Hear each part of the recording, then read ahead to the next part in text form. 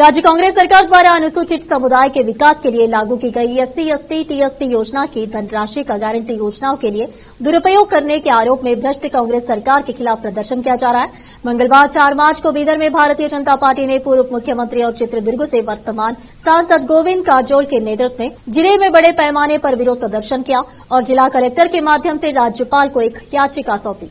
इस अवसर पर पार्टी विधान परिषद सदस्य प्रवक्ता अश्वत्थ नारायण, एसी मोर्चा के प्रदेश उपाध्यक्ष अंबराई अष्टगी, यादगिरी नगर परिषद अध्यक्ष बहन ललिता अन्नापुरा, बीदर जिला अध्यक्ष सोमनाथ पाटिल सहित जिले के एससी और एसटी जिला अध्यक्ष, पदाधिकारी, पार्टी नेता, कार्यकर्ता और अन्य उपस्थित थे। केपी न्यूज के कैमरामैन महेश टिक्की का कवरेज। देश विदेश और स्थानीय समाचारों के लिए चैनल को लाइक, शेयर और सब्सक्राइब जरूर करें। भारतीय जनता पक्ष के भारतीय जनता पक्ष के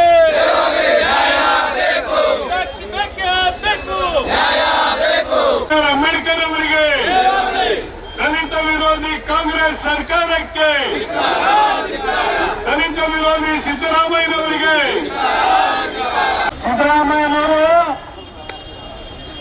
ಯಾವಾಗ ದಲಿತರು ಮುಖ್ಯಮಂತ್ರಿ ಆಗ್ಬೇಕಂತಿರ್ತದೆ ಅವಾಗ ಏನಾರ ಒಂದು ಕೊಂಡಿ ಹಾಕ್ತಾ ಇರ್ತಾರೆ. ಅದ್ರ ಸಂಗ್ರಾಮ ಬಂಧುಗಳೇ, ಯಾಕಂದ್ರೆ ಇಡೀ ನಮ್ಮ ಜಿಲ್ಲಾ, ನಮ್ಮ ಕರ್ನಾಟಕ ಎಲ್ಲ ದಲಿತರು ಎಚ್ಚೆತ್ತುಕೊಂಡು ಈ ಬರ್ತಕ್ಕಂತ ಇದರಲ್ಲಿ, ಯಾಕಂದ್ರೆ ಯಾವಾಗ ಅನ್ಯಾಯ ಆಗ್ಯಾನ ಅವಾಗ ದಲಿತರು ಎದ್ದಿಲ್ಲ ಅಂದ್ರೆ ನಿಮಗೆ ತುಳಿತಕ್ಕಂತ ಕಾರ್ಯ ಯಾವಾಗೂ ನಡೀತಾರ. ಯಾಕಂದ್ರೆ ನಾವೆಲ್ಲ ನೋಡ್ಬೇಕು, ಕಾಂಗ್ರೆಸ್ ಅವ್ರು ಹೇಳ್ತಾರ ನಾವು ರಾಷ್ಟ್ರೀಯ ಅಧ್ಯಕ್ಷರು ಮಾನ್ಯ ಖರ್ಗೆ ಅವ್ರಿಗೆ ಮಾಡಿದೇವ ಅಂತ ಹೇಳಿ. ಖರ್ಗೆ ಅವ್ರಿಗೆ ಹೇಳ್ಬೇಕಾಯ್ತದ, ಖರ್ಗೆ ಅವ್ರಿಗೆ ಯಾಕೆ ಮಾಡ್ಯಾರ ಅಂತಂದ್ರೆ ಅವ್ರಿಗೆ ಕಿವ್ಯಾಗ ಎಣ್ಣಿ ಕಿವಿ ಬಿ ಬಂದ್ ಮಾಡಿ ಹಾಕ್ಯಾರ, ಕಳ್ ಬಿ ಬಂದ್ ಮಾಡಿ ಹಾಕ್ಯಾರ, ಅವ್ರ ಕೈ ಬಿ ಕಟ್ಟಿ ಹಾಕ್ಯಾರ. ಅವ್ರಿಗೆ ಯಾಕೆ ಇಟ್ಟಾರ ಅಂತಂದ್ರೆ ರಾಹುಲ್ ಗಾಂಧಿ ಆಟ ಆಡ್ಸ್ಲಿಕ್ಕೆ ಇಟ್ಟಾರ ಅವ್ರಿಗೆ. ನಾವೊಂದು ಯಾವ್ದೋ ವಿಡಿಯೋದಾಗ ನೋಡ್ದ, ರಾಹುಲ್ ಗಾಂಧಿ ನಮ್ದೆಲ್ಲ ನಾಯಕರು ಬೈತಾರ ರಾಹುಲ್ ಗಾಂಧಿ ಪಪ್ಪುವನ ಟಪ್ಪುವನ ಅಂತೇಳಿ. ನಾವ್ ಏನ್ ದೊಡ್ಡ ಮನುಷ್ಯ ನಮ್ಗೆ ಯಾಕೆ ಪಪ್ಪು ಅಂತಾರಪ್ಪ ಅಂತೇಳಿ ಲೆಕ್ಕ ಹಾಕ್ತೇವೆ. ನಾ ಅನ್ಕೊಂಡ ಖರ್ಗೆ ಸಾಬ್ರಿಗೆ ಯಾವ್ದಕ್ಕಾರ ದೊಡ್ಡ ಮನುಷ್ಯ ಮಾಡ್ಯವನು ಅಂತಂದ್ರೆ ಪಪ್ಪನ್ ಸಾಂಬಾಸ ಒಳಗ್ ತೊಳಿಲಾಕ ಇಟ್ಟಾರ ಅವ್ರಿಗೆ ಅಂತ ಅಂದಂಗ ಆಗ್ಯಾರ. ಅದಕ್ಕೆ ಖರ್ಗೆ ಸಾಹೇಬ್ರೆ ನಿಮ್ಗೆ ಹೇಳ್ತಾರ ದಲಿತರ ಮೇಲೆ ವರ್ಷ ಪ್ರೇಮ ಇತ್ತು ಅಂತಂದ್ರೆ ಈ ಬರ್ತಕ್ಕಂತ ಕಾಂಗ್ರೆಸ್ ಸರ್ಕಾರ ನಿಮ್ ಕೈ ನಿಮ್ ಮಜಬೂತ್ ಅಧ್ಯಕ್ಷರಿದ್ರಿ ಅಂತಂದ್ರೆ, ಯಾಕಂದ್ರೆ ICC ಪೈಲ ಎಲ್ಲಕ್ಕಿಂತ ಅಧ್ಯಕ್ಷರು ಮಜಬೂತ್ ಅಂತ ಹೇಳ್ತೀನಿ ಹಿಂದೆ ನೋಡಿದ್ರು. ಆದ್ರೆ ಇವರು ಅದನ್ನ ಬೇರೆ ಬೇರೆ ಯೋಜನೆಗಳಿಗೆ ತಾವು ಘೋಷಣೆ ಮಾಡಿರ್ತಕ್ಕಂಥ ಗ್ಯಾರಂಟಿ, ವಿಫಲ ಗ್ಯಾರಂಟಿ ಯೋಜನೆಗಳಿಗೆ ಇವರು ಬಳಸ್ಕೊತಾ ಇದ್ದಾರೆ. ಅದನ್ನ ಭಾರತೀಯ ಜನತಾ ಪಕ್ಷ ಮತ್ತು ನಮ್ಮೆಲ್ಲ ನಾಯಕರು ತೀವ್ರವಾಗಿ ಖಂಡಿಸ್ತೀವಿ. ಇನ್ನು ಮುಂದೆ ಈ ರೀತಿ ಆಗದಂಗ ಹಿಂದಿನ 25,000 ಕೋಟಿ ರೂಪಾಯಿ SC ST ಅಭಿವೃದ್ಧಿಗಿಡಬೇಕು. ಈ ಸಲದ ಬಜೆಟ್ ನಲ್ಲೂ ಕೂಡ SCP TSP ಬರ್ತಕ್ಕಂಥ ಹಣವನ್ನ ಇವರ ಶ್ರೇಯ ಅಭಿವೃದ್ಧಿಗಾಗಿ ಬಳಸಬೇಕು. ಇಂದು ಹೋದ್ರ ಉಗ್ರವಾದಂತಹ ಹೋರಾಟವನ್ನ ನಾವು ಮತ್ತೆ ದಿನೇಶ್ ಗುಂಡೂರಾವ್ ಅವರು ಒಂದು ಮಾತನ್ನ ಹೇಳ್ತಾರೆ, ಗ್ಯಾರಂಟಿಗೆ SCP TSP ಹಣವನ್ನ ಬಳಕೆ ಮಾಡಿಕೊಂಡ್ರೆ ಏನಂತಕ್ಕಂಥದನ್ನ. ಅದೇ ದಾಟಿಯಲ್ಲಿ ಕನಕ ಜಿಲ್ಲೆಯ ಶಾಸಕರು, ಸಚಿವರಾಗಿರ್ತಕ್ಕಂಥ ಶಿವರಾಜ್ ತಂಗಡಿಯವರು ಕೂಡ ಒಂದು ಮಾತನ್ನ ಹೇಳ್ತಾರ. ಅವರು ಯಾಕಂದ್ರೆ ಅವರು ಒಂದು ನಮ್ಮ SC ಸಮುದಾಯಕ್ಕೆ ಸಂಬಂಧಪಟ್ಟವರು, ಏನು ಸಮಾಜದ ಏಳಿಗೆ ಬಗ್ಗೆ ಚಿಂತನೆ ಮಾಡ್ತಕ್ಕಂಥವ್ರೇನೆ ಈ ರೀತಿ ಹೇಳಿಕೆ ಕೊಟ್ಟಾಗ ಸಮಾಜದ ಏಳಿಗೆ ಯಾವ ರೀತಿ ಆಗ್ತದೆ ಅಂತಕ್ಕಂಥದನ್ನ ನೋಡಿದ್ರೆ ಗೊತ್ತಾಗ್ತದೆ.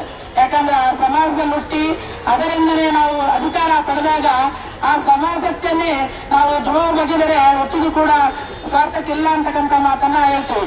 ಯಾಕಂದ್ರೆ 2-3 ದಿನ ಹಿಂದುಗಡೆನೆ ಅವರು ಮಾಧ್ಯಮದ ಮುಂದೆ ಹೇಳ್ತಾರೆ SCP TSP ಹಣವನ್ನ ನಾವು ಗ್ಯಾರಂಟಿಗಾಗಿ ಬಳಕೆ ಮಾಡಿದ್ದು ತಪ್ಪಿಲ್ಲ ಅಂತಕ್ಕಂಥದನ್ನ.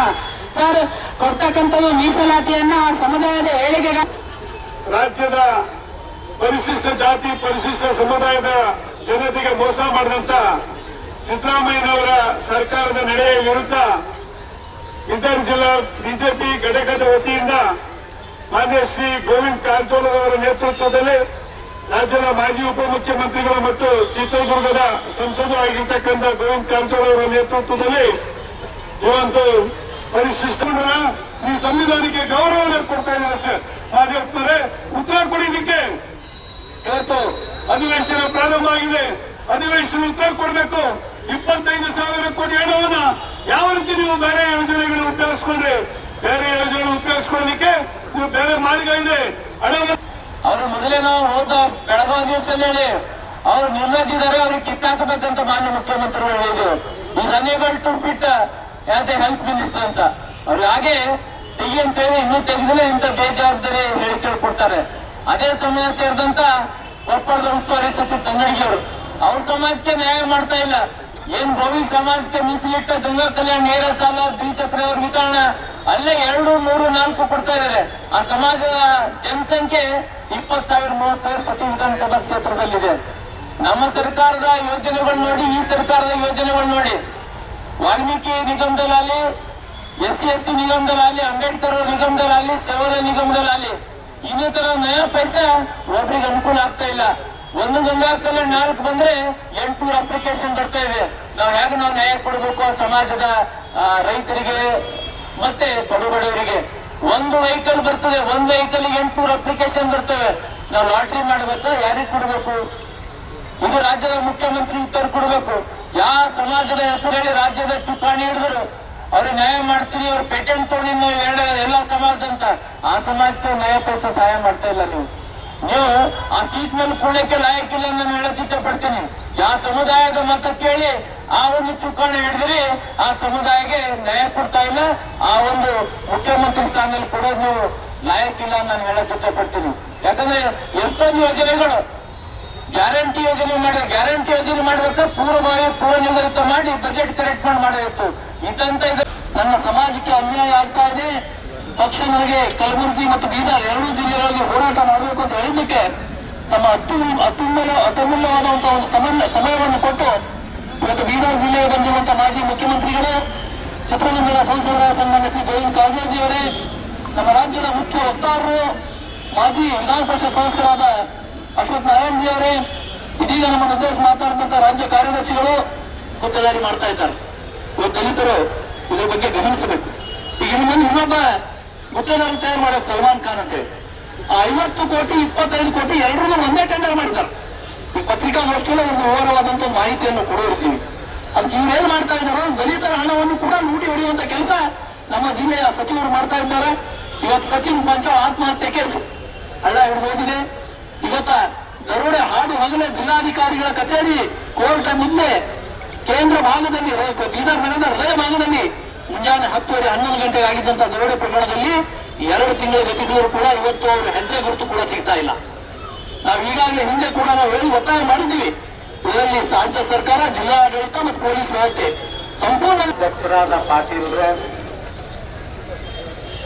ಈ ಹೋರಾಟದಲ್ಲಿ ಭಾಗವಹಿಸಿರ್ತಕ್ಕಂಥ ಸನ್ಮಾನ್ಯ ಶಾಸಕರಾದ ಡಾಕ್ಟರ್ ದಲ್ದಾಳ್ ಅವರೇ, ಮಾಜಿ ವಿಧಾನ ಪರಿಷತ್ತಿನ ಸದಸ್ಯರು, ನಮ್ಮ ಪಕ್ಷದ ರಾಜ್ಯ ನಾಯಕರಾದ ಅಶ್ವಥ್ ನಾರಾಯಣ್ ಅವರೇ, ಅಂಬಾರಾಯ್ ಅವರೇ, ಬಸವರಾಜ್ ಅವರೇ, ಈ ಹೋರಾಟದಲ್ಲಿ ಭಾಗವಹಿಸಿರ್ತಕ್ಕಂಥ ಎಲ್ಲ ಪಕ್ಷದ ಮುಖಂಡರೇ, ಅಧಿಕಾರಕ್ಕೆ ಬರೋದಕ್ಕಿಂತ ಮುಂಚೆ ಕಾಂಗ್ರೆಸ್ನ ಪ್ರಣಾಳಿಕೆಯನ್ನು ಒಂದು ಸಾರಿ ತಾವು ನೋಡಬೇಕು. 2023ರ ಚುನಾವಣೆಯಲ್ಲಿ ಕಾಂಗ್ರೆಸ್ನವರು ಹೇಳಿದ್ರು,